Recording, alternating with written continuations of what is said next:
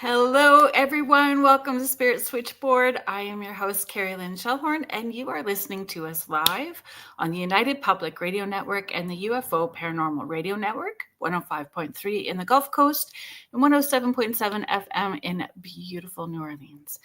If you are liking what you are listening to, please consider liking, subscribing, and sharing out with all of your friends. And you can head to uprntalkradio.com to find out more about all of the hosts here on UPRN, all of the shows. There is something for everyone, and there's always new shows coming on board with the network.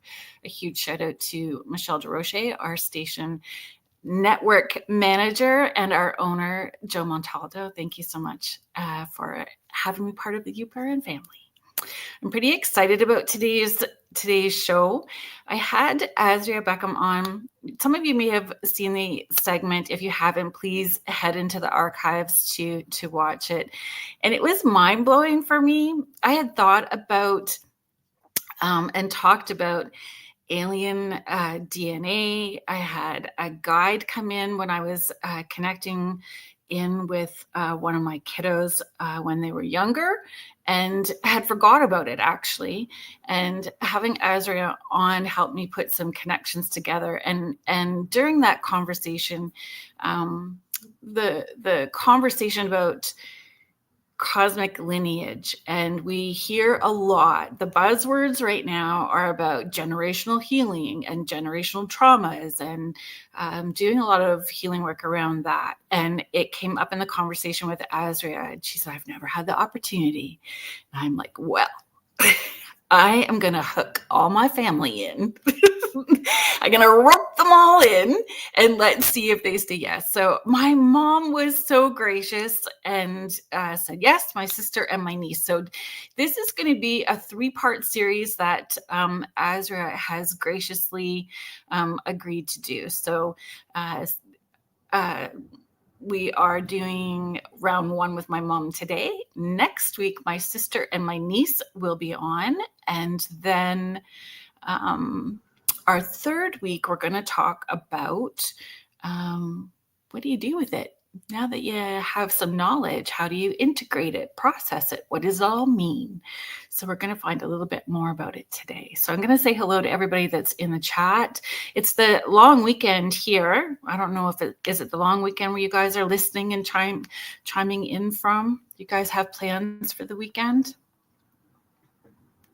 Randy Zahara, thank you so much for being here. And Sandra, Kelowna, BC, happy Labor Day weekend to you guys too. Heather Stewart McLaughlin, thank you so much. Folks, Heather is going to be a guest on Spirit Switchboard in 3 weeks, so mark your calendars. She is going to be our guest talking about all the wonderful things that she has to offer on her beautiful property. James Grar, thank you so much. Wiz is in the house. We may get going with that conversation, so I'm glad you're here. You always keep me on track in making sure that I stay on time with things. Julie Dow, thank you so much for being here. Laura Lee, I almost did an SOS text, but things turned out okay, so I'm glad you're here in the chat. Thank you so much for being here. Jody Nez, thank you. Good evening to you too. Hi, Heidi. I'm on Meta, almost got stuck scrolling, then saw you. Oh, I'm glad that you got here. Oh, Jody, your son is in a weightlifting competition. Woo, good luck to him. Thank you for watching and chiming in. Happy Labor Day weekend to everyone. So I would like you all, I'm going to introduce you to my mom. I'm going to bring my mom out first. Terry Forbes. Oh, joining in from Norfolk. Thank you so very much. Hi, Mom. Hello. Everyone, this is my mom, Cheryl. Mom, this is everyone. Whole network. So my mom, I'm in Guelph. I moved here, I don't know, 26 years ago or so. But we're from Northern Ontario originally, and that's where my mom is calling in from. She is in Sault Ste. Marie. And I know that you were very nervous about coming on the show, but I appreciate you stepping outside of your comfort zone and popping on to do this with me.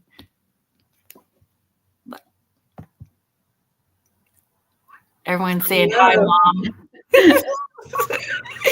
Everyone's very excited. Everyone's saying, oh, and Laura Lee's saying, big welcome and hi from Thunder Bay. Mm. Oh, thank you, Gail. So Gail Willis is Lucky Paranormal. She is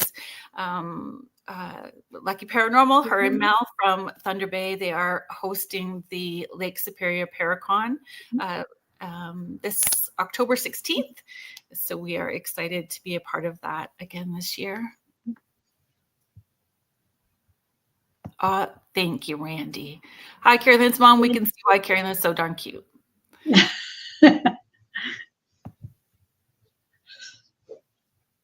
You love everything about our like ancestry and genealogy, and you have been interested in it for a long time. Like once you start talking about it, you are fascinated with who we are related to, doing all of that research, and you've been doing it for a number of years. You want to share a little bit about that journey with us? Not as I haven't done as much lately as what I should be doing. I do it in spurts now, but it was interesting when your family doesn't really know anything. Yeah. When my dad basically didn't know anything. When I asked my aunt what my grandmother's name was, she said Grandma. Oh, she didn't know what her name was. Was that Aunt Vera?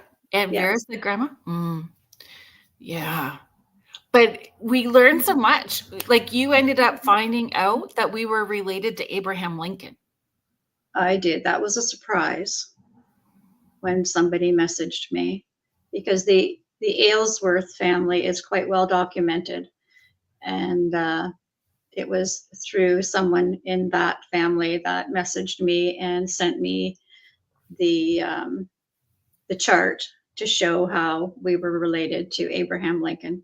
That's wild. Through a grandfather named Obadiah Holmes, who came from England to the United States. He was a minister, and he's very well documented because he was a pastor that was persecuted. Oh, why was he persecuted? For his religious beliefs. Interesting. And so Abraham, that is a grandfather of Abraham Lincoln, and he's also our grandfather. Interesting. And so I love that. I love talking about it, and I know that it's not truthful, but the whole the book and the movie about Abraham Lincoln Vampire Slayer makes me giddy. And so that's all I can think of when we talk about Abraham Lincoln Vampire Slayer. I can be down with the grandfather. I passed on that one. I know you don't watch horror, but I did watch the movies. I did watch the other movies and read the book. Yeah. But it plays a part when we know what about our ancestry and our the stories, the drama, the traumas. It trickles down to us energetically, physically, emotionally. We carry all of those burdens. And I've talked about it. I talk about it a lot, about the energetic aspect, right? So we can do whole healing, physical, emotional. We see our doctors, we see our therapists, but the energetic part is also important. And it never even dawned on me to think about the energetic frequencies, a DNA frequency to star family, until I had Asria on. So I'm really grateful that you are being a part of this journey so that we can see how it plays out for our family and how it's all connected. If there's similarities between you and Christy, so Christy is my sister, and then when we have Maya on, so that generation underneath us, right? Let's come back up. Oh, hi, Mort. Thank you so much for being here. Mary Jo Peach, thank you so much. She is saying hello. Sorry, there we go. She's saying welcome, Cheryl. Joanne Belisario, thank you so much. She is saying happy Friday. Welcome, Cheryl. It's nice you can join us today. James is My friend who is in Washington, up on the mountain with the Sasquatch. Hello, Contessa Martins. Thank you so much for being here. And hello to your mom, she says. Oh, so Randy is sharing Sandra is really into researching ancestry too. That is so cool. Her great uncle is Lord Admiral Nelson. Teresa Loft, thank you so much. It is going to be a great evening. Okay, so let's bring Asria out and let's introduce her to everyone. So, intuitive researcher, founder of Ascension Through Connection, Asria Beckham. Thank you so much for joining us again. Oh, no, it's an absolute pleasure. And it's an absolute pleasure to meet Cheryl as well. So thank you so much for allowing me to read you both. And I'm so excited to be sharing and starting to talk through this as well, because I've never, through the work, done a whole family unit. So I'm dead excited, and just thank you for the opportunity. I was really hoping that one of the boys, because I'm interested to see if that changes the dynamic, but you never know. Maybe before that third segment, we might coax one of the boys into this. Oh, there we go. I was waiting. Hello, Tia Bean. Hello. Thank you so much for being here. She is saying hello, Kerrilynn, and your lovely mum. Julie Dow, great to see your beautiful mom. Agreed. Thank you so much for giving her such a warm welcome. I appreciate you guys helping me in my excitement have my mom here. It is very exciting, Heather. I agree. So, Asria, for people that are just meeting you for the first time, if they missed, could you give people a little bit of your background, a little bit of what you do and how it came to be? Yeah, absolutely. Thank you so much. So, as I said, my name's Asria. I'm based in the UK. Grew up in London, from the 80s, 90s, etc. And I really, from about a very young age, I think my earliest memory is around kind of like 5 years old, something like that, of being, like most people are coming out now, around being that little bit different. So being aware of spirit, being aware of energies, being aware of like our elementals. I was the kid in the playground who would rather stare at the rose bush because she could see the fairies in it than go and play and make friends on the gym. Right. So as I was growing up, I did have some amazing mentors and teachers, etc.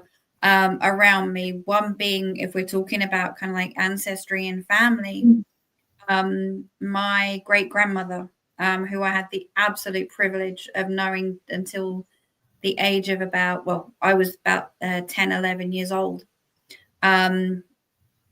Because I think with my ancestry and history, I think it's about 5 or 6 generational psychics.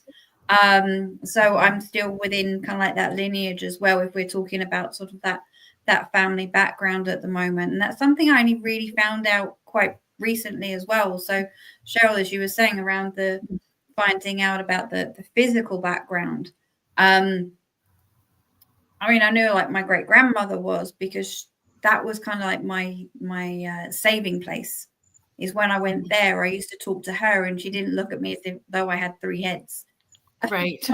But anyway, if I'm skipping forward a few years, after, as I said, doing psychic readings and dowsing, divination, and that over the years, as well as obviously having various other careers and things, I would say around 15 years ago, I started to ask a lot more questions, similar to the ones that you were asking just now, Kerrilynn, around what makes us up? And bearing in mind, I had already, as I said, been working with my own spirit guides and that for quite some time. I then had the most amazing experience of meeting one of my star being guides. Literally, it was like a hologram who just appeared. And from that moment on, that cemented, okay, this is kind of like the work I will be doing going forward.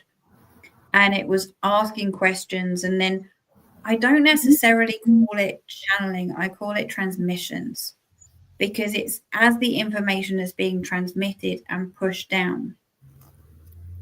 And as time was moving on, I was getting more and more information. And that then, I didn't actually bring it to hand. But if you look at the last program, was the unifier. So it was a large selenite crystal. I started to use the large selenite crystal because, as I said, in the past, I was doing lots of dowsing divination. So having a large crystal at the end of a long copper wire. And again, I was starting to play and move around with tuning into individuals, obviously with their permission.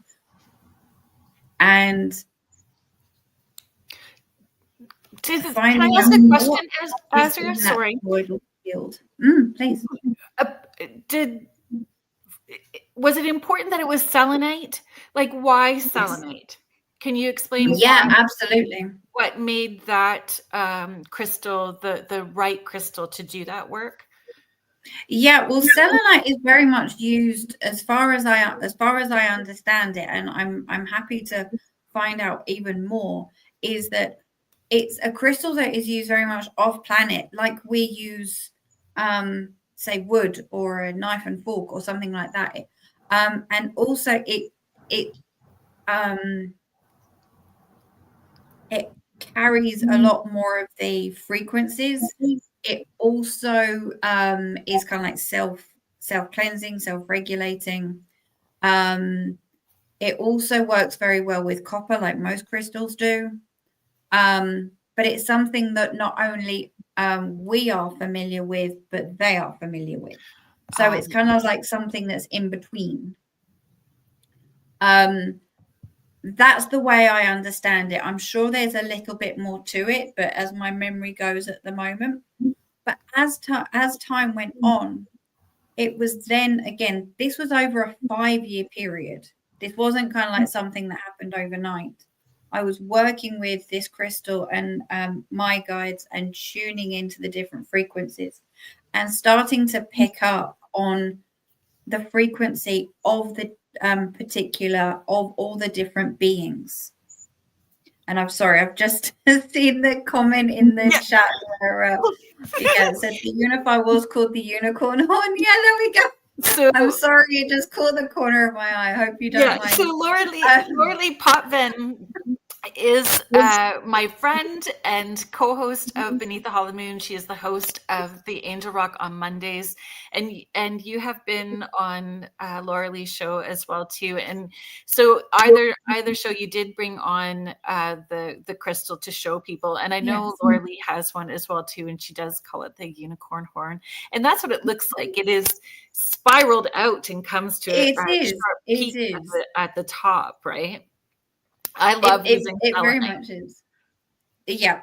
And I think that, and so over the years, I mean, this has been the most extraordinary journey because, as I said, it started 5 years ago, and even in the past sort of few months, the unifier has kind of taken a side seat because I've kind of become the tuning fork, if you like. So able to actually sort of using myself as the radio, if you like. Right. So actually tuning into people's energy field and changing the frequency and picking up on what are the most dominant frequencies of those particular beings within that etheric field. So where I was using the unicorn horn, and where I was using That very, very much so. It's almost as though I've now become, some of the UK viewers might laugh at this, but I've become the tool. I'm going to be careful how I actually say that. But it's a muscle, right? The more that we do this, that muscle grows, and we are that tool. Yeah, absolutely. So that's kind of how it's been evolving. So, but the main reason and the main purpose for this is going back to what yourself and Cheryl was saying earlier. It was asking the questions of what actually makes us up. Because yes, we know we can like do math swaps and things and send that off to a lab and find out that way. But surely, if we're talking about us being star seeds, star beings, and having that connect and having those connections, where is all that information held, and how can we utilize that? And so that was the initial question. Mm-hmm. So after I said using the unicorn horn, the unifier, for such a long time, being able to pick up those frequencies of those various races of beings, it's a triangulated approach, because in my neurodiverse head, having just one answer isn't good enough. I feel that. Yeah, so it's kind of like a three-stage approach. So first of all, it was the movement of the unifier. Depending on how that moved is depending on what being it was. Second of all, it was the feeling that I got. So, for example, with a reptilian, my whole body would go cold. If it was a feline, all my hairs would stand on end, and so on and so forth. And that's so true. Like, regardless of any guide, even your physical family, like if you fall asleep, you're in a turkey coma after Thanksgiving on the couch and you're half asleep, and a family member walks in, you know who it is on their frequency. Yeah. You just know who it is. So our spirit guides are the same. So it makes sense to me what you're saying, that each of those different off-world frequencies would feel different to you as well too. Thank you. Yeah, absolutely. But it was kind of learning each of those and how to pick up on those. And then the third thing, so I said it's a triangulated approach. They got the two, and the third one is I come to start realizing that I was working with a much larger team of beings, which I now know to be called scholars. Remember, out there, labels and names really don't mean too much, but for me, it was important to refer to these group of beings as a collective. I said it started off when I first was doing it 5 years ago. It was about 2021. We're up to now about 82 different ones, and the third within that is I would get one of them would step forward. So that would be my third. Yep. There we are. That's the third. It's the feeling, it's the reaction, and it's the image. Moving away from the unifier, I don't necessarily use that and look at the movement. It's purely the three. It's the feeling, it's the reaction, and it's who steps forward, which gives me my clarity of that being, that frequency of that being in your field. So you would be creating like a whole database of these different frequencies and different races and beings of off-world beings. And Laura Lee was just, I think that's where she's going with this question as well too. What happens if you discover a new off-world being you're not familiar with without the unifier? Yeah, that has happened. Thank you for the amazing question. That has only happened once so far, because the couple of beings that I didn't know have been with unifiers. That's an amazing question. It's only happened once. And what I asked the client to do is that I could go back in at least another 2 times. It's just so to find out and to ask the questions and to find out a little bit more and see if I could project the image that what I was getting onto a paper, or sometimes even to ask for a sound or a name. Because remember, a lot of the names are more like sounds rather than like, I know, Bill or Bob or whatever the case may be. Right.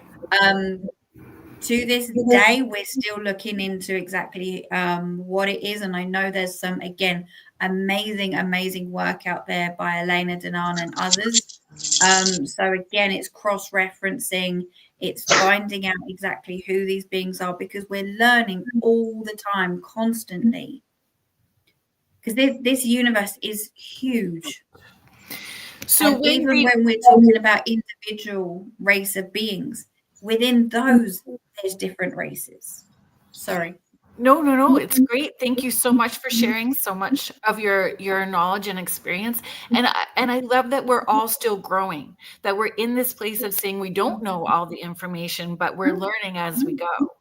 And so that was my question, was if they, the more that they come in, do they share more of what the qualities are for that particular group of beings? Yeah, and one thing to also look at here is that we're looking at the three different levels. So when I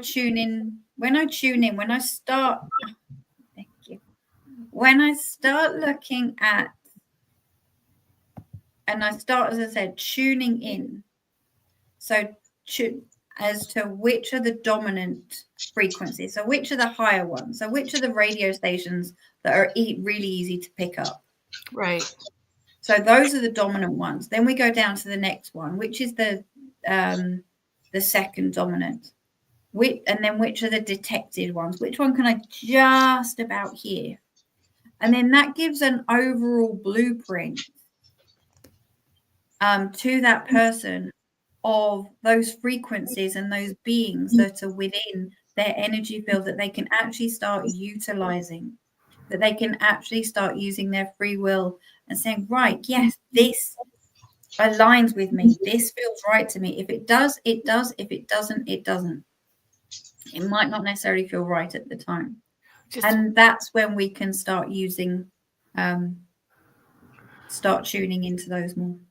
I think, so there is some noise happening in the background, but I think it's just all the fur babies.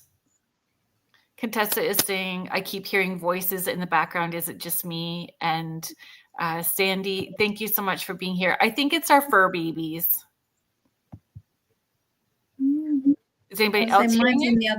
Mine's in the other room. Is it Bentley, Mom? Well, he's walking around the floor. I can hear his nails on the floor. So Bentley is like the sweetest Shih Tzu dog in the whole world. He's so sweet. I just love. You heard a shush. Oh, interesting. So we'll have to put headphones on and listen to it later and pick it up. But it's not unusual for us to have EVPs happen while we're doing shows. I'm okay with that. It was in the background when Asria started. Oh, hello. Hi, Victoria. So Astrolight Paranormal is in the house. I saw a few people coming in late. Cindy Waghorn, no worries. Tanya Martins, Denise Mitz. Hello. Thank you, everybody, for being here.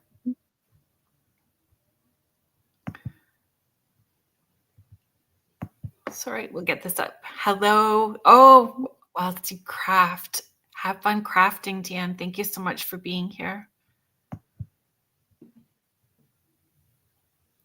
Oh, hello, Jackie. So Jackie White is here as well, too. Warm welcome to you, Cheryl, she says.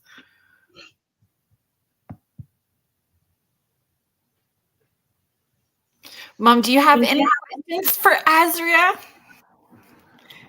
No, the only thing that crossed my mind, I was thinking about when you're doing your ancestry, you get 50% from your father, 50% from your mother, how I wondered how that might be this work in what we're talking about, like for star beings, like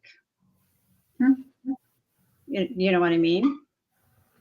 Yeah, absolutely. And I think that's a really great question, because when we're talking about the energetics and the frequency within that etheric field, and I'm just going to take one step back, if I may. So when we're looking at it from a soul level, when we're talking about, as you were saying there, Cheryl, around the part from your mum, part from your dad, that's more of a physical. Right. That's kind of like the human body part. So, but when I'm talking about this work, it's from an energetic perspective. So within our within our soul, we have several energy layers. I kind of see them as an onion.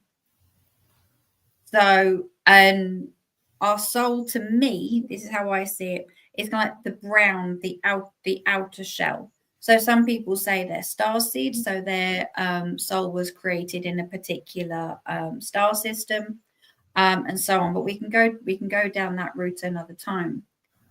But within that particular area that I focus in on is the collective frequencies of the beings that we've been in contact with through our, I'm going to say, lifetimes, because obviously time is a human construct. Before we came to this planet, before we came to Earth School, and we decided that we were going to have these contracts and do our lessons and all that kind of fun stuff. And so we have had contact with other beings within that time off this planet and on. And so, and as I think, Kerrilynn, you were saying that we do pick up so much within our energy fields and over time, but we do that on and off planet. So what we're doing here is we're linking in with those beings who we've been in contact with previously. We're linking further into our support team who have been with us both on this planet and off. Because I think in this day and age, it's very, compared to say like the 80s and 90s, the way that we're evolving as multidimensional beings and multifaceted beings, we're finding out more and more and more what our bodies, what our energies, we're actually capable of, and what we can then tune into. And this is just an element of that. I know that there was a lady that you had on the other day, and I'm quickly looking at my notes and I can't find her name. Roland, I think, the 12, the activating the 12 levels of DNA, which was absolutely fascinating.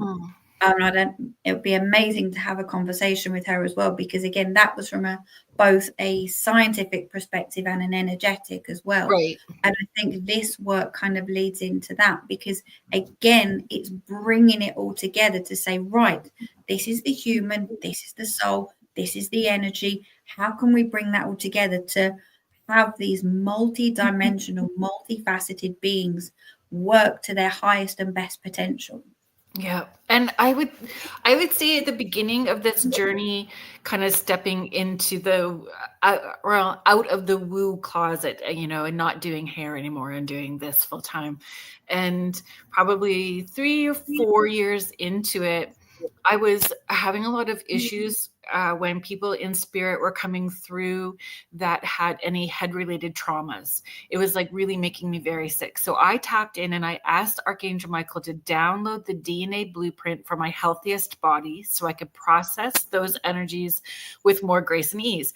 And it really literally felt like I was, when you're swimming in a pool in the summertime in the heat. So it feels like a bathtub underneath, but the air feels cool. So it felt cool up here and warm, but it took about 3 days to process all of that. And then I didn't, like, literally I would vomit immediately and I would go, okay, got brain cancer. So like, you know, I didn't have to get sick anymore feeling all of that stuff. So I feel having had that experience and other experiences makes me more open-minded to understand that there is this whole other support team of people and family through a cosmic lineage to help us understand that DNA overlapping. I don't know, the layers of DNA. I don't know if that I said that right, but do you know what I mean? Jelly bean. Does that make sense? Yeah, absolutely. Because it is that we are very much interconnected. Mm-hmm.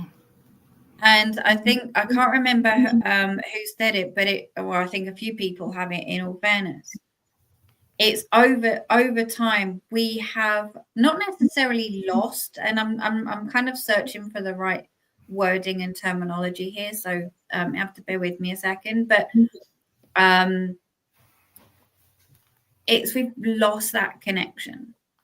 We've lost that understanding and ability to know.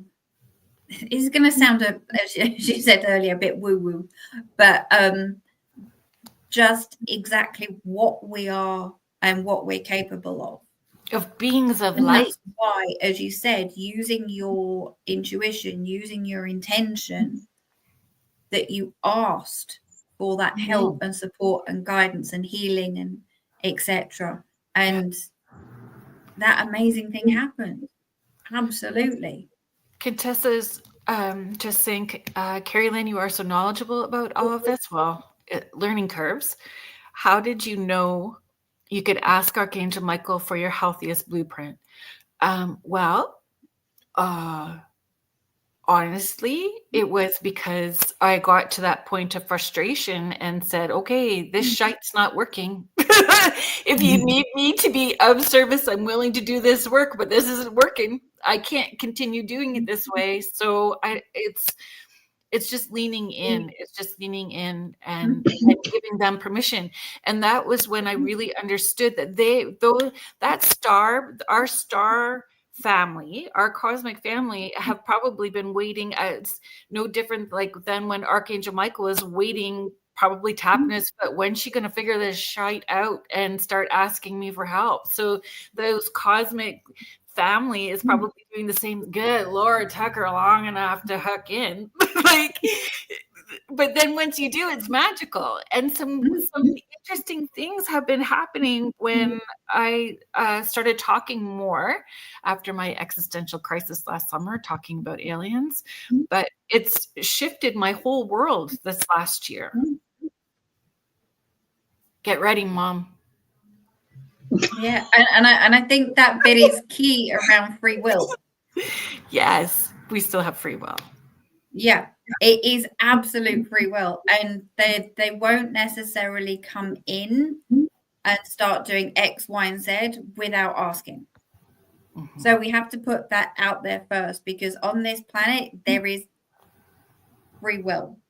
So and again, by providing that blueprint to say these are potentially the the beings that you could be linking in with, if they align with you, that you could actually be asking for help, because that is part of your star family, your star lineage, where you're actually connected to.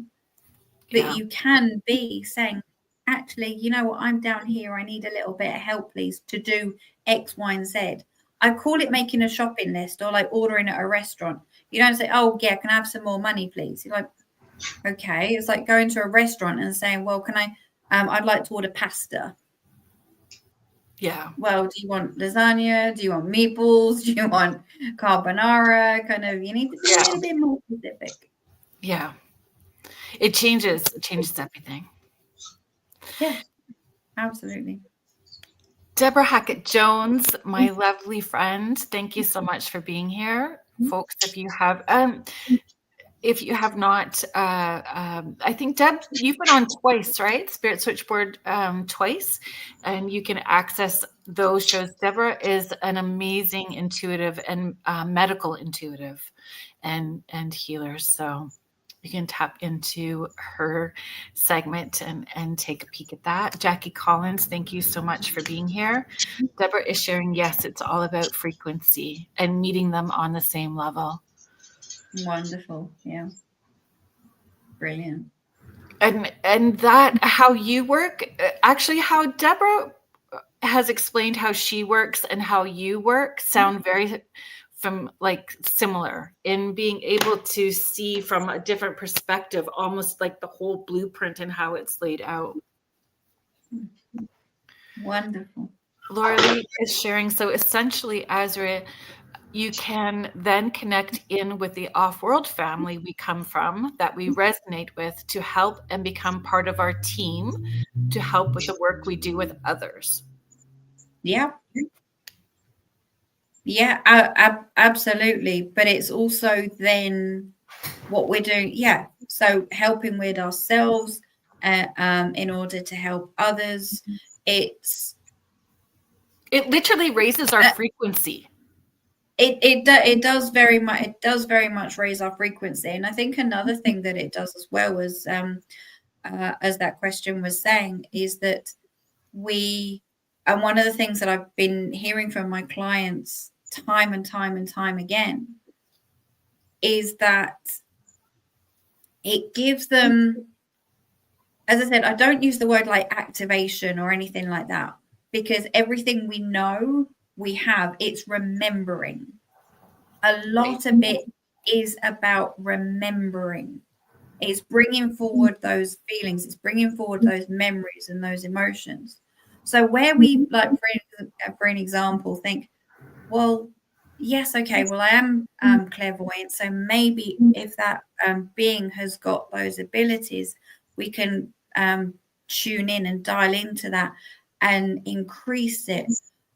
You might then have on the opposite hand, I know that there's been a couple of mermaids recently, both from Sirius B and from Lumeria, and the people that the clients who I was reading for always had a love for the sea. They never understood why, because they never actually lived by the sea. But again, there was something within them that had that calling. I mean, I can talk about small things like that or much bigger. Right. And it starts answering the questions. Why was I always able to do X? Why do I have a like or a dislike for X, Y, and Z? Because again, it's just helping answer those questions and tune into those abilities at a higher level to help yourselves and to help others, because we all are, as I said, ascending and raising our vibration as a collective. So thanks for that. So we're going to respond to a couple of comments, and then I'm going to do the station ID, because once we get in, I'd like to start with my mom's findings first, if that's okay. Contessa Martin, so are they, our guides from the off-world, similar to our spirit guides, or are they different? I think it's all part of the same, is it not? Yeah. Yeah. Just bigger extension of our spirit guides and soul family, and who we're meant to tap into and as our support team. Mm-hmm. I think it's language, right? It's coming the language that we've used to this point to include our off-world beings. Agreed. Deb Morse, thank you so much for being here. She's saying, regarding the star family, any experience with light language, which is sort of kind of like speaking in tongues, yet very, very light and clear tonal quality? Yes, yes, and yes. I know for myself, that is something that has kickstarted when I did my past life regression. So very much communication and tonal frequency rather than human language. Asria? Yeah, it's incredible. I only started mine a few months ago, and it's so powerful. It is. Really, really is very, very powerful. And I said it's there for healing. It's there for communication. So yeah, I would certainly advise anyone and everyone to do and try. In the beginning, you sometimes feel like a bit of a fool, kind of making all these like different sounds. But as soon as again it's tuned into and it's that muscle that's working, it's beautiful, and your whole being feels it. It's incredible. And it's a knowing. You know what you're saying. You know what the message is. It's Very just good coming point, through on a different frequency. Oh, my friend, Ali Prefontaine, thank you so much for being here. Ali was on the show as well, too, talking about Tombstone, Arizona, which was a lot of fun. Oh, your cat. Deborah's saying her cat loves light language. So I'm just going to thank you so much, Laura Lee, for listening back to those whatever extra voices and sounds that we have happening in the background. I'm going to do the station ID really quickly, and then we can start tapping into some of the findings that you discovered. So thank you so much, everyone. If you are just listening in now, you are listening to Spirit Switchboard. I'm your host, Kerrilynn Shellhorn, and you are listening to us live on the United Public Radio Network and the UFO Paranormal Radio Network, 105.3 in the Gulf Coast and 107.7 FM in beautiful New Orleans. If you would like to know more about the hosts and all the shows that UPRN has to offer, you can tune in to or check out their website at uprntalkradio.com. All of the shows are listed. All of our hosts are listed. There's always new shows, something for everyone. It's not all high strangeness and paranormal. There is a little something for everyone. So please take a moment to check all of that out. This week, tonight, we are talking with Asria Beckham. Her website is Ascension Through Connection, and we are talking about our cosmic lineage and our cosmic frequency, alien DNA. That's the right way to phrase it. And we were talking about generational frequencies, or what we're discovering. We're on a path of discovery. Would that be the right way to put it? Oh, 100%. Beautifully put. Yeah. And on that path of discovery, my mom just agreed to be a part of the journey. Which I'm super grateful for. Yay, Mom. Yeah, so I'm a guinea pig, yes. Yes. Yes, and I appreciate it so very much, Mom. I appreciate it. But I have to say, years ago, Kerrilynn and I had astrological charts done. Mm-hmm. And the finding of that was that we are mirror images of each other. Mm-hmm. So what she is on the outside, I'm on the inside, kind of thing. Oh, wow. Mm-hmm. That was very interesting. It was interesting. So because I'm not that talky. I was just going to say that. Maybe on the inside, but not on the outside. Now, I feel that's not necessarily true, because I have spoke to people that you used to work with who I don't know who they were working with, because it wasn't my mom that they were discussing. Your mom is so funny. You even had a nickname. They called you the Shoe, and they went on and on about how funny you were. And I'm like, are we talking about my mom? So there are moments of that shine through, Mom. Okay. I think so. Yes, Sandy Cordick, let your light shine. Exactly. I do every once in a while. I am hearing what you guys are hearing too. Everyone in the chat is saying there's like an extra female voice, but mm-hmm. And so thank you so much, Denise. Denise is saying, how cool, glad that you are here to share. So maybe we can start with my mom's findings. Asria, if you are ready for that. Yeah, absolutely. So, I said it was an absolute pleasure, and I'd just like to say to the listeners as well. I mean, I know I've met before, Kerrilynn, but I've never met Cheryl before. We didn't even meet before or have a chat before or anything like that. So, but before the show, and it was a really really wonderful energy to have picked up, very soft, even before I said we were diving in there, but it was really lovely to do. And I'm going to look down occasionally because I've just got a few notes from before. So the main being that I picked up for yourself was the Andromedans. And I think I sent across, a picture just to give the viewers maybe an image. If you want to use it or not, that's fine. So with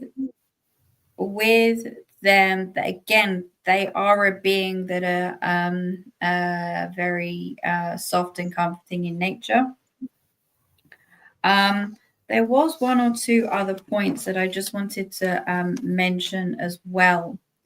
I mean, we can go depending on how much detail you want to go into as to sort of where they come from, the Andromedan galaxy, etc. They operate within 5D to 12D, etc. But I think the most important things maybe to mention, and I'm happy to take any further questions on the back of this, because as I mentioned before, is that this is kind of like just a level 1. So this was the most dominant DNA. So this was the most, frequency, I beg your pardon, that was coming through as I was tuning into that energy. That's beautiful. Is this the correct one? Thank you. Yeah, no, that's stunning. It is again. I try and work with AI as best I can from the being that gets presented to me. So these are very, very tall. They're about 9 foot tall beings. But I think the most important things that I'm being asked to mention about them is that they're very easygoing. Sometimes struggle to communicate through conflict, are very creative. And I know you said earlier about doing some crocheting and things. One of the things that they do utilize is sound. Sorry, Kerrilynn. Oh, I was just going to say, Mom, could you confess to how many quilts you've made in the last little while? About 110. 110, folks. Hand stitch quilts. Should anybody need a blanket for a gift, or Christmas is coming up, I will drop the email address. Actually, you can all email me at kerrylynsporch@gmail.com if you are looking for a quilt. My mom has a few that she's got up for grabs. And they are stunning, folks. My mom is a perfectionist when it comes to the quilts that she makes. Oh, that is beautiful. So when we that brings in the comfort element and the creative. Yes, it does. But they're not works of art. My quilts are quilts that are meant to be used. They are works of art, Mom. They're stunning. Stunning. That is beautiful. That is really beautiful. Mm-hmm. Or anything that is created by hand, anything that has been time and energy and love put into it. But that's more from me. But I mean, before I go on, have you ladies got like any other questions or anything like specific that maybe I could answer in regards to that? So what qualities do people from like these Andromedan beings, and how would we tap into them? How would she tap into them? So really the main qualities that we were looking at, as I was mentioning before, is that they are very kind of like easygoing. They are not necessarily like in conflict, are very creative. I think the other main abilities is, and it's the same with a lot of the beings, is maybe like the telepathy. But one thing that did really was coming through quite a lot was sound and sound healing. So not necessarily you doing it yourself, but maybe something that will resonate with you going forward. So I don't know, maybe when you do like quilt making and things like that, if there's a certain tune or songs or something like that that you listen to while doing that, or maybe as time moves on, you may want to kind of look at the sounds and the frequencies and that are around you. That is a very open-ended question. So how long have the Andromedians been around on this planet? For over 75 million years. So they were one of the first, I believe, that they were one of the first seeders or first arrivals. So you had the elementals, and then you had the Marians, Atlanteans, Andromedians, and one or two others. So as for this planet, pretty long time. I mean, a lot of them left and then slowly coming back through the star seeds around about the 1940s. But again, sorry, I'm kind of going down another rabbit hole there.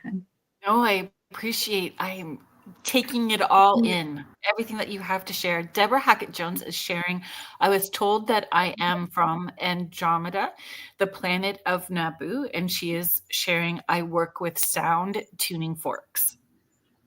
Oh, that's beautiful. So an Andromedian starseed. That's beautiful. Denise Smith agreed, usable, cherishable works of arts are the best. And I don't remember having purchased blankets growing up. My mom always made quilts, my mom and my grandma. Contessa Martins is asking, are these beings here now amongst us? I believe so, yes.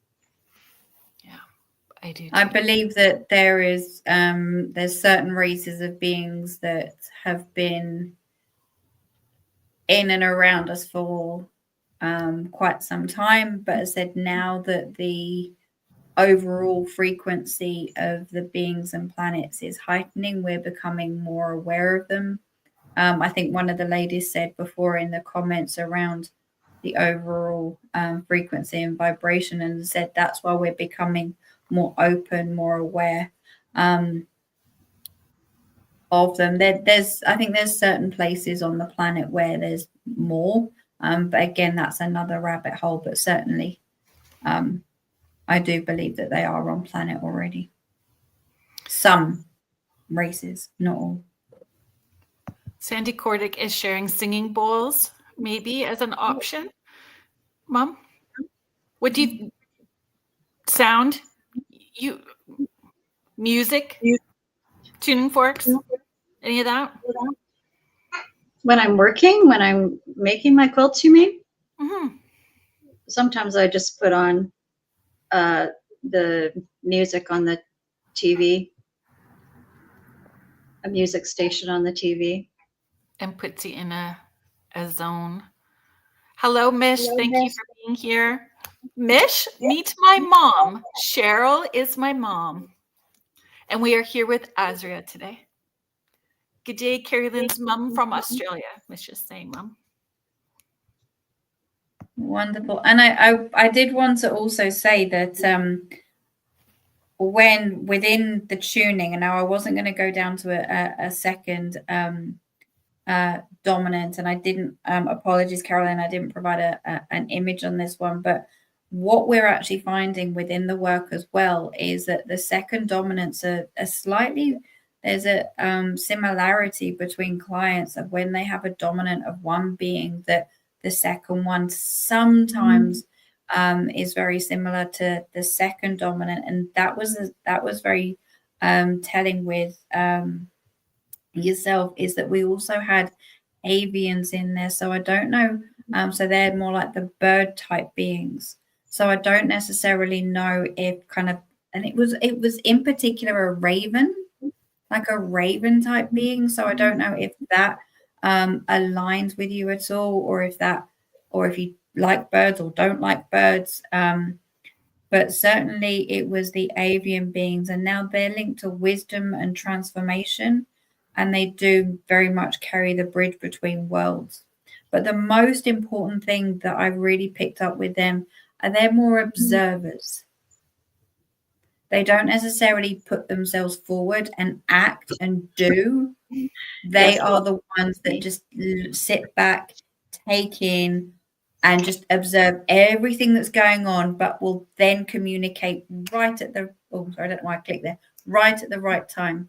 Maybe if I click, get rid of some of those energies that are around me at the minute, and the lady who's talking. So she's now How do you talking in respond to that, well. Cheryl? There we go. How does that sound to you, Cheryl? because that's how I see myself usually. Yes. Agreed. Yeah. Wow. Agreed. There we go. You tend to be that, and you are the go-to person, right? So you stay calm in the middle of all the crisis. So whenever there's a crisis, everyone calls you, drive to the hospital, show up at the hospital. You're the go-to because you stay calm. I was better at that though when I was younger. Wow. Now that I'm older, I'm a little more emotional. I think that's what happens, though. And I don't think there's anything wrong with that either.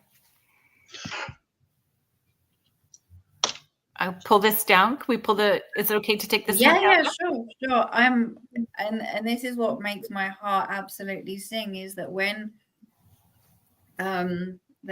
these beings get confirmed and that blueprint is starting to make a picture, i.e. for yourself, Cheryl, with the Andromedans, yes, there was one or two things in there, but it was really the avians that, and please correct me if I'm wrong, that resonated more.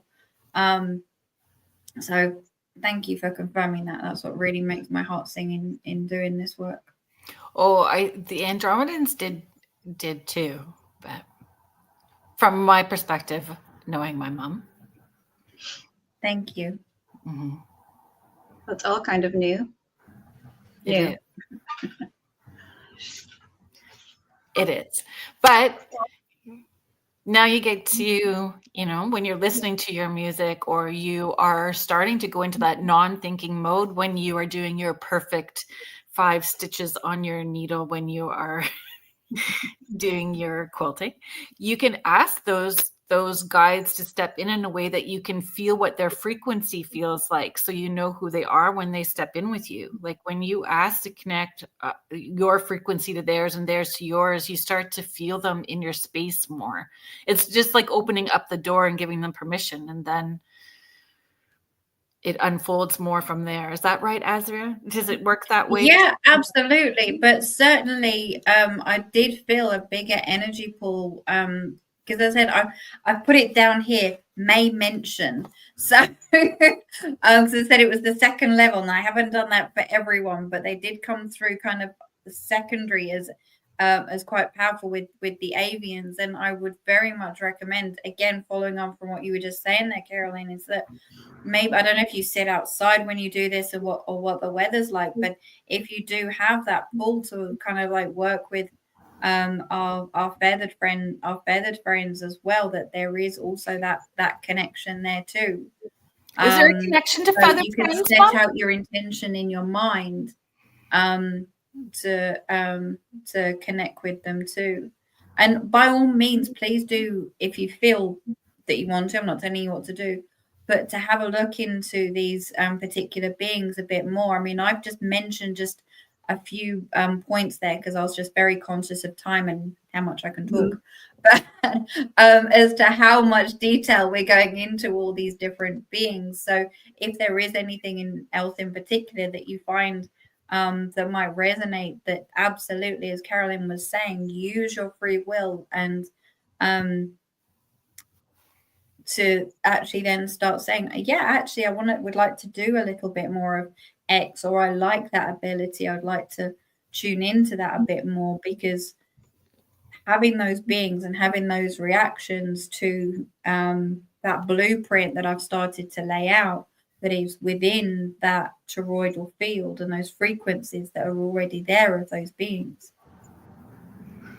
I feel, as my clients have said, it's something a little bit more tangible than going, well, who's around me? I really hope that helped, Cheryl. What do you think? Processing. Yeah. But you are a bird person. Well, I don't know. Usually, because when I see, because there are some ravens around here, but usually when I see them, I just think of my dad. So it's usually, hi, Dad, for whatever reason. Talk to them a bit more. Mm-hmm. Contessa is asking, do all humans come from out-of-world families or off-world families? Contessa, I did do the station ID. I probably just said it really fast, but I did do it. I did it. Thank you for reminding me. But she is asking, do all humans come from out-of-world families? How I believe it and how I see it is each of our souls was created in a star system somewhere. That makes sense. And we have then, throughout time and space, decided that we were then going to come down to this planet for whatever reason. So that's why we're saying that a lot of people are star seeds, because their soul was created within a certain star system. Sorry, could you remind me of the question? I've gone off on one of my tangents. We all have off-world family connections or off. So in short, yes. There are some people who might not necessarily be as open to that, but I strongly believe that yes, because we were all made, our souls were all made in a star system. I mean, we could go down another route as to there are some meat sack bodies that don't necessarily have a soul. You could go down the route of the much, much younger souls. But again, that's talks for another day, maybe. Lilibelle is saying, I've heard that Pleiadians have extra collagen that gives them bendy noses and ears. I can fold my ears and they don't hurt. I also have a squishy nose that doesn't hurt. And Mish is saying, same here. Anyone else fold their ear and squish their nose? That is amazing, Lilibelle. Thank you so much. I have no idea. But that is a fun one to explore. That is so...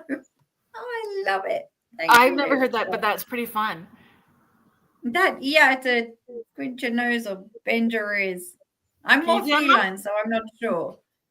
But I will ask a few of my clients who I know are very much, their dominant is Pleiadian as well. So thanks for that. Cordic saying you too. That's so funny. Mish, you are so funny. It's always these fun bits as well. I love it. Mish is saying my partner we're always learning, always having fun. Laughter is the best medicine. Mish is saying my partner reminds me of a little tough rooster. Oh, having had chickens, eh, Mom? Those tough roosters get a 2x4 as you're going into the pen. The little banty ones for sure. The banty roosters for sure.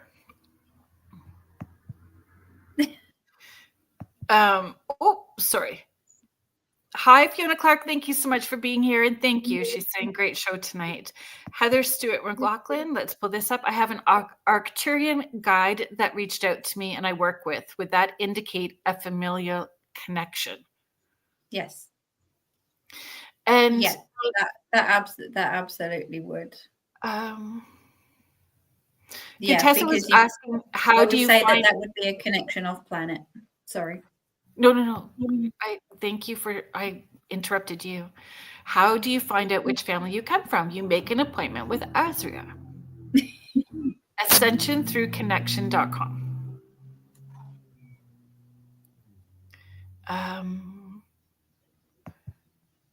We did that.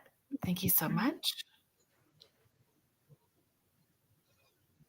Yeah, and that just is amazing. The thing about folding your nose or flipping your ears, like, and this is what I'm saying. There's all these things, right? I did a session for somebody like many years ago, about 15 years ago, and their kiddo was having these experiences, and when I tapped into it, he came from a planet that was really, really dry. So he used to like be thirsty all the time, and he'd wake up in the middle of the night scared that he was needing to drink more, and it was because he came from this off-world planet and had this energy attached to an off-world planet that was very, very dry. And so that was a quality that he brought in. Like it's yeah, and we're finding out more and more of these as well. And yeah, thank you for sharing that, because I've got a similar story as well. There was one of the beings, it was either the Nahas or the Bills, and the lady who I was talking to, when you were saying about the dryness, always had to have an air purifier. An air purifier going. And again, she couldn't really understand why. And also, I just wanted to say that there's more of this happening, because when we had a look at where those planets were, again, it was a very desert type planning. But the actual being had two different kind of like nostrils. So one would sort of take in the air, filter it, and then breathe out. So it took all like the sand and that out. So that's why the air purifier to them was perfect, because they could feel all the little bits in the air, and it would sit on their chest. Interesting. And no, I mean, there's loads of these types of stories as well. There's others that can really stand hot climates. They live, say, like in England or something, but actually thrive in much, much warmer climates. But again, yeah, if you look at the planets that their dominant DNA comes from, again, we could probably do another whole show on things like that as well. It's absolutely fascinating. When we talk Are about there particular beings that would be healers? Yes. Yeah, 100%. Yeah, you would have the Pleiadians, certainly. You would have there's a particular feline and lion race who are very much kind of like the mothering, healing type healers as well. There are a few, but most have their own healing modalities. Lauralee is asking, do you find that the individual you're reading for physically can have some of the physical characteristics of their off-world main being? I mean, for example, someone Pleiadian has some of the physical characteristics that are there, can be seen in the human as well.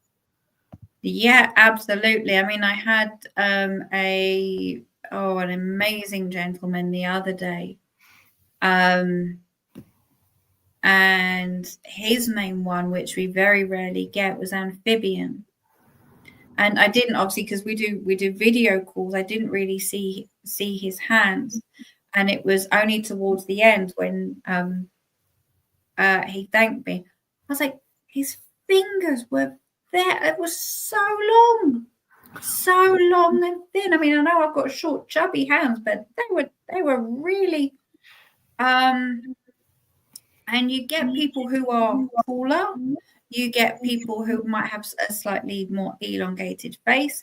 Again, going back to what Lulabelle was saying, sometimes a difference in nose structure.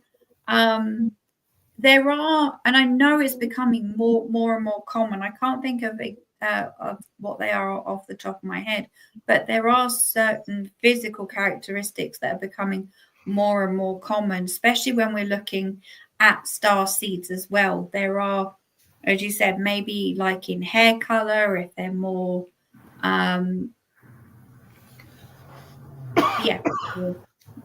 sorry, I lost my train of thought halfway through there, but yes, in all honesty. Shall I pull up the other image? Yes, please do. This is your one. Get ready. Okay. Let's see. And I must say, I am pulling up these photos and I'm not freaking out and I haven't made a mistake. So I could be tooting my own horn a little too soon and jinxing myself, but so far I'm doing pretty good. Wonderful.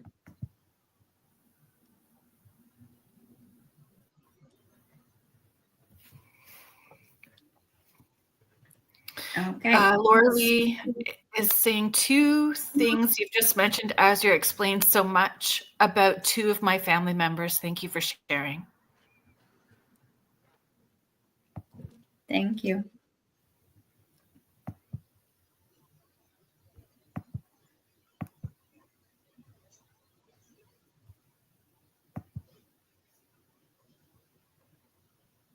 Okay.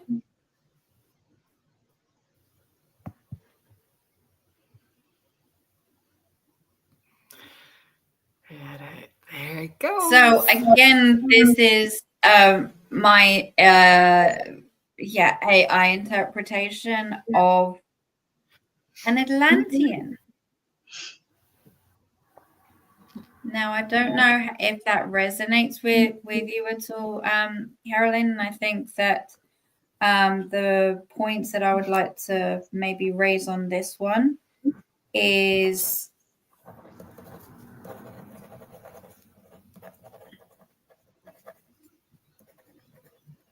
how can I say this?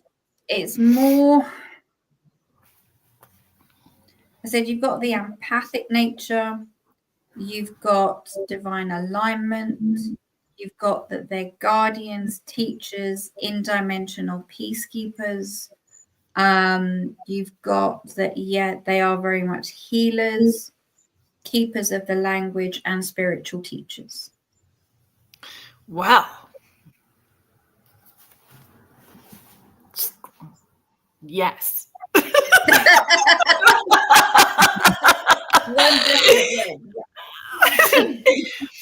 Yes. Yeah. A lot of work though, right? And you know what's interesting about that? It's for a long time I have felt like not wanting to be here, right?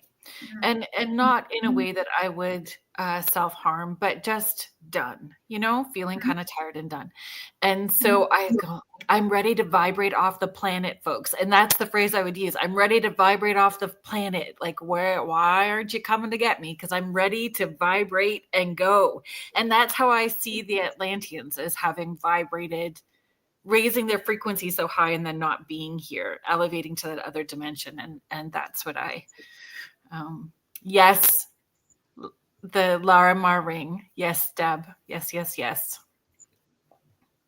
Yeah, well, I mean that's indeed what they did. As you said, it kind of got to a point, and they were like, "No, we're going, we're off." So, yeah, that very much resonates there. I think the other, I mean, there are links there, obviously, with Lyra, because that's obviously the constellation that they come from.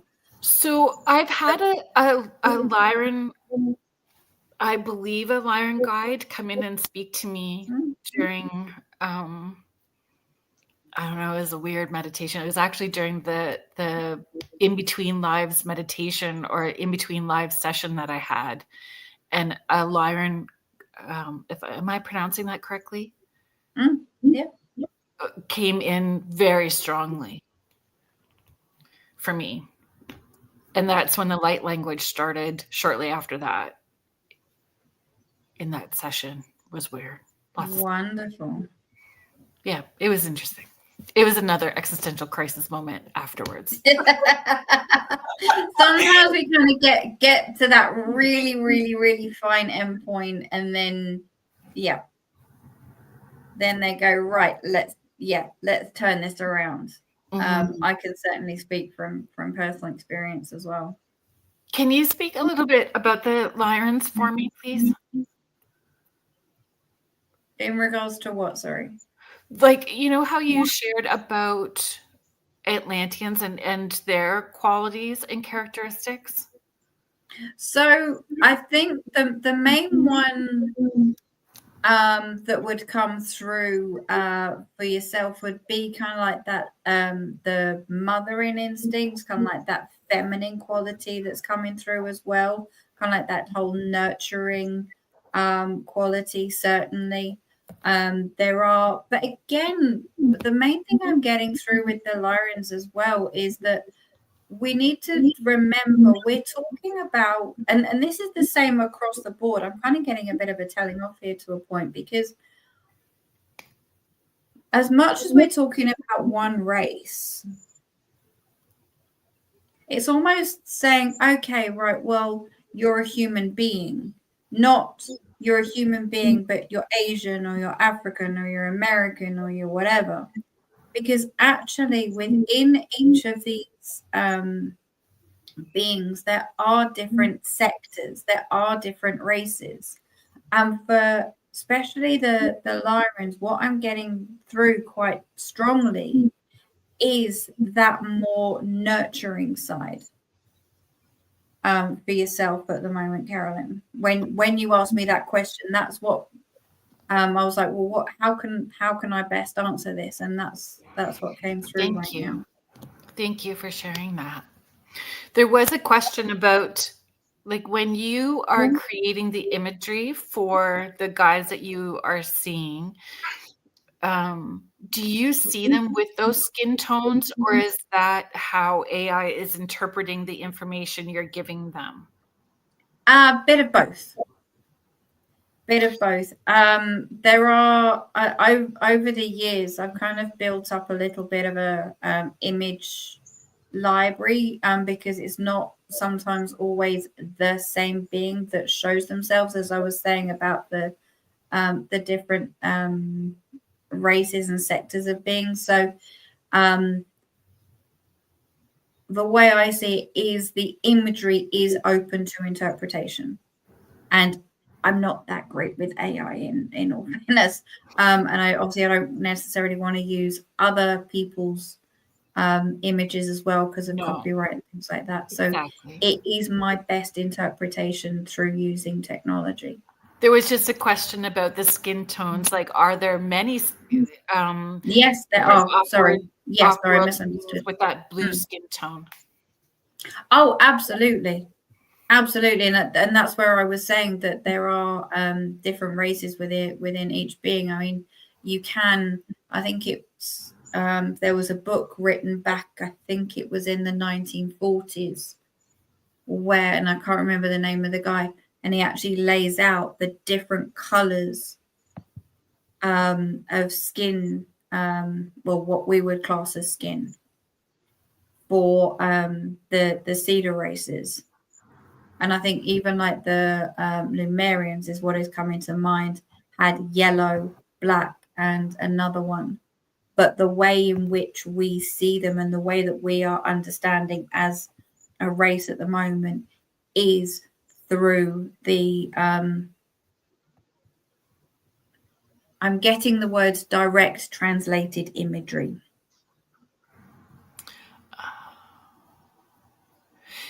Like, agreed. We all think Asria is amazing. Thank you.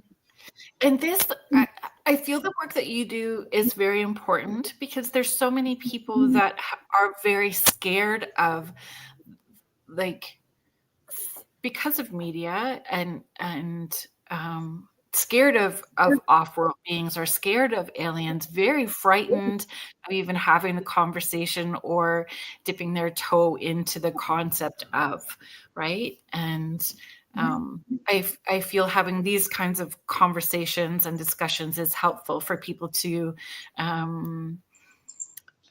let go of some fear-based ideas or belief systems and be open-minded to a different perspective.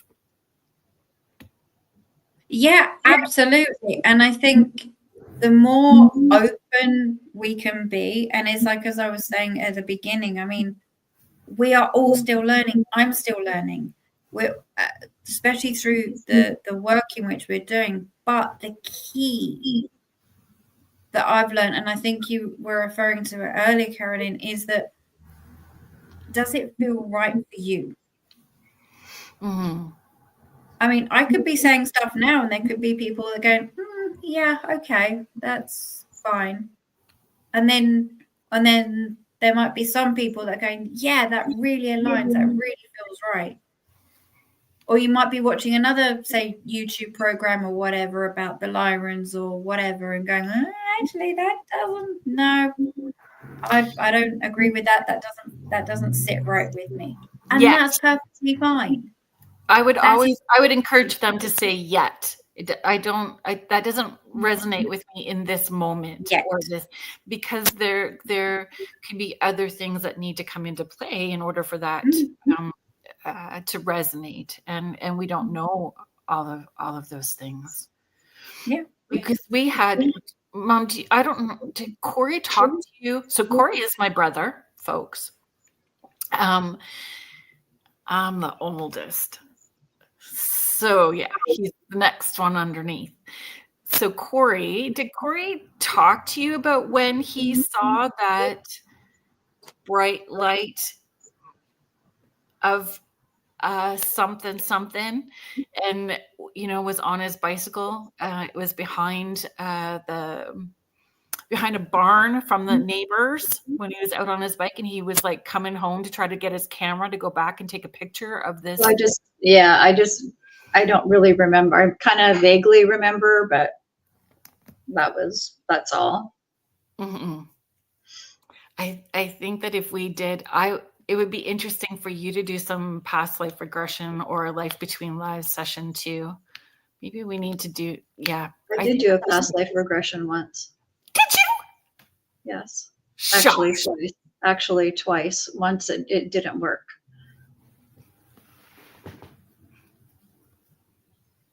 Fascinating.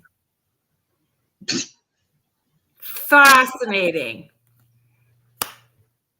I want to know more. Wow. I know. Yeah. I want to know more. So I feel like, because when I had Joe on, so Joe Montaldo, the owner of our network, who has ICAR, so he has researched experiencers, abductees, alien connection for like 30 years, more than maybe. And he has said it's generational and within a family line as well. And so my sister and I have had these discussions when I had my existential crisis last summer, and I was texting all my family going, hey, do you kids remember this shit from when we were younger? So it would be interesting to see if you have memories from you being a kid, like in Kingston or in the Sioux, and have memories that are maybe tucked away that you've not remembered about star beings or experiences as well. Maybe you want to know. I also heard a fascination with owls, that a lot of moms have a fascination with owls too. No, the reason I asked about the healing, because I have this feeling like at some point I was a healer. I think that if you get it, then in a past life, I think I was a healer at some point, and I don't know where I'm getting that from. Do we need to know why, or do we just accept that as a piece of your soul pushing that memory forward for you to remember and then just roll with it? That's a question open for discussion. The one thing that I would say, and that's following just from what Kerrilynn was saying, is that with that feeling of being a healer, and the Andromedians certainly have got their own methodology around healing, but sometimes when we get that through, so I'm just seeing what's coming through now, is that it's raising the question, like you have just done now, is that if that's maybe something you would like to explore further, because just because we were doing it in a past, potentially doing it in a past life, or potentially one of the beings that are in our frequency was a healer or is a healer. I think the question is that something that is resonating with you now that you would maybe like to pursue? And I'm not asking the question for you to answer it now, not by any means if you're not comfortable in doing so. But I have, again, had clients who have felt a need or a push or a question very, very similar to what you just asked there, Cheryl. So I think it's really a great point around if that question or push does come, whether it be a healer or a clairvoyant or whatever the case may be, is, as we were saying before, with the frequency of the planet changing, and with all of it, with us as a collective heightening our own frequencies. I said these things are much easier to flow forward. These are much easier to connect with. So maybe that's why at this stage in time, it's kind of going, this is what you were. This is what is in you. This is possible. And we mentioned earlier, which I'm being reminded of the healing bowls and healing sounds, because I do feel, again, and it's good that you asked now, that there is that healing element, and it's come up 4 times within our conversation so far. So maybe I do feel that there is something there to latch onto, because I said, just because it's been done in a past life doesn't mean you can't do it now. I hope that helps in some way. Sandy is sharing, maybe it's your guides pushing you forward or planting the seed. Laura Lee is sharing, and Joe has a survey of people with green eyes, red hair, and Rh negative blood. I don't have any of them, but my mom has all 3, and I have weird off-world experiences. I have to let the dog out. Okay, Mom. Lulabelle is saying, question, I have, how do I pronounce that? Session? Session? Ceition? Session 2? Yeah. A high dimensional being, is it more challenging to work with these beings when they are from a higher dimension? Yes. So Lulabelle is amazing, and I was lucky enough to do the reading on Lulabelle and the Setons. Sorry, that took me a minute as well. So the Setons are a very high dimensional being that very much came through as one of the most dominant DNAs. And if I remember the question, they're not necessarily harder to work with.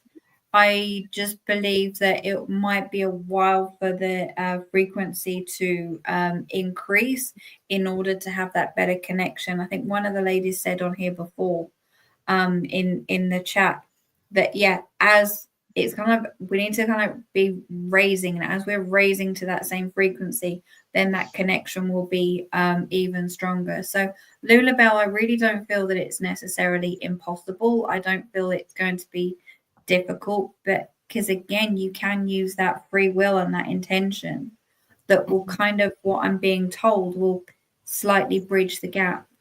But no, please reach out to me again if you wish, and we can discuss that further. But I hope that answer helps for now.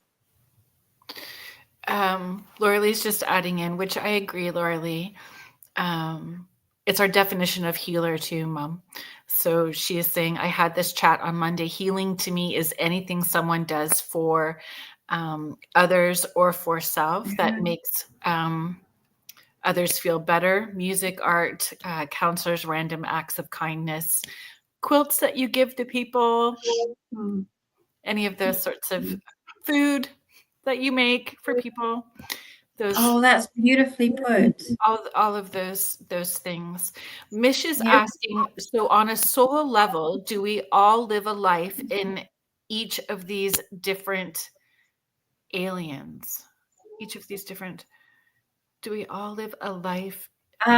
If I've understood, no. but I'm going to have to pass on that one. I don't quite understand, but I just wanted to say the last comment from Lorelei, that was absolutely beautiful, and I couldn't have put it better. I think that's absolutely lovely. And also, if I could just add one more piece onto that, is sometimes a person's energy within themselves,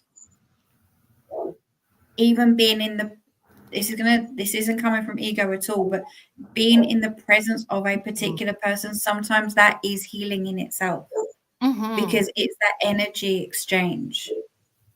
So when like you walk into a room and suddenly you feel really drained, but then you can go and sit with that friend for like 10 minutes and you're like, wow, I feel amazing.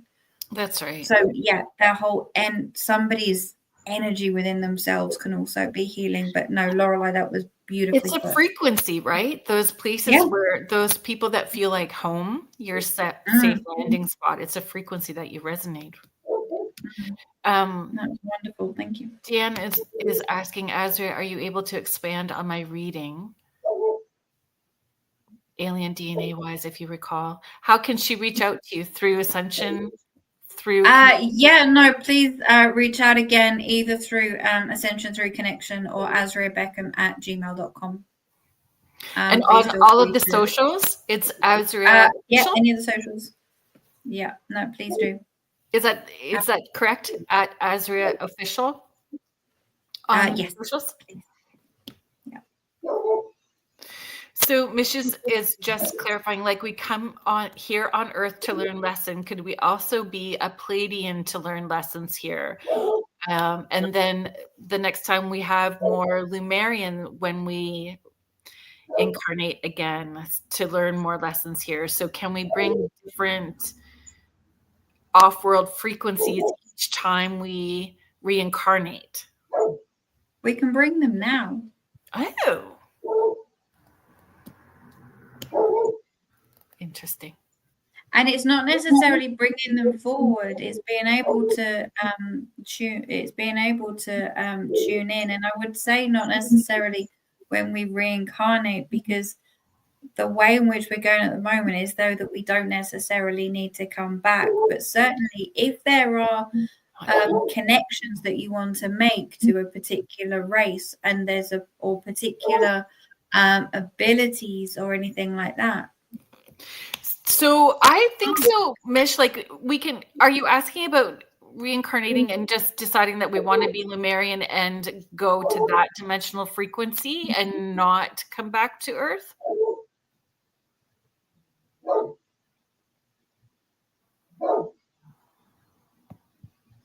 Is that Bentley barking at the door? Yes, he wants in. Well, let the poor bugger in. Yeah, Mish, I think so, because I've had different guests on when we're talking about reincarnation, and I've always kind of poo-pooed the idea of like that we can come back as a dog, or we can go to wherever the dinosaurs decided to vibrate and go to, and they're like, oh yeah, you can come back as a bird if you want, or you can go to that other planet if you want. We get to make that decision on that soul frequency on where we're going to go to next and why.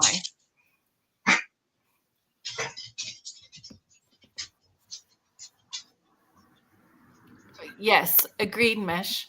I see all these as being stepping stones to building a better soul. I don't know about, remembering, right?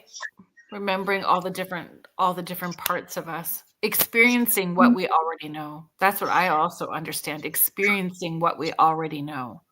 Yeah, and the word you just said there was remembering, because within, and this is a key part of this, and that really goes along with some of the other amazing work with the 12-strand DNA activation and everything like that, is as if that we are multi-dimensional beings, multi-dimensional souls. So we hold so much potential within us. So when you're saying there about being kind of like a better soul, if I've understood that, it's actually, you know what, there is so much potential that we haven't even yet tapped into. So the work I'm doing is just a portion of potentially a little bit of that blueprint that we can start looking at. Expanding our awareness and experience. Yeah. So then there might be another piece of the puzzle of that multidimensionality that we can start tuning into and utilizing. Because I think we are really just at the precipice of really discovering what these souls and what these human bodies can are capable of. The time, right? Age of Aquarius. Everybody's becoming more aware. That's what I believe. Definitely. Mom, do you have any questions or comments that you? Thank you so much for being here. It was pretty good. Wasn't so bad, was it? Do you want to come back? No. And look how fast that 2 hours went. You stayed the whole time. I appreciate you and I love you. Thank you so much. Do you have anything that you would like to say before we start shutting down and saying our goodbyes? No, I don't think so. It's pretty interesting though, right? So are you going to tune in to listen to Christy and Maya's next week? I'll see. Maybe.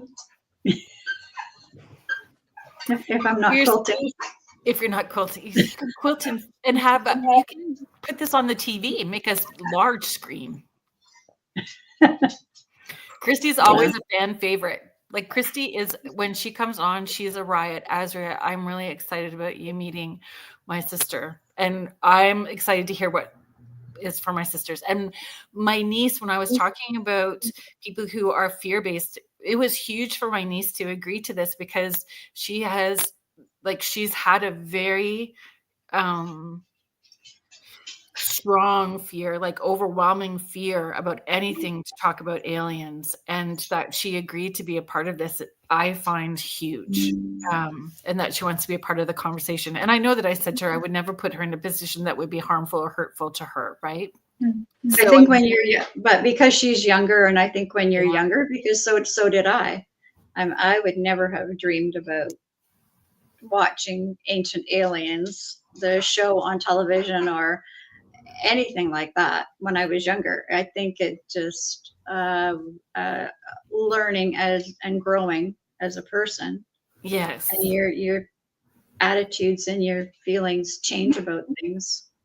Because now you're like hooked on Secrets of Skinwalker Ranch and watching their security cameras to see if you catch anything flying out of the mesa. There's a lot happening on Skinwalker Ranch. It's yeah. But there was a time when there was an eye on her. So I've heard. But I didn't realize that you watched cameras though. That's interesting. It's coming on again. That's really interesting. So with Skinwalker Ranch, they have this skin.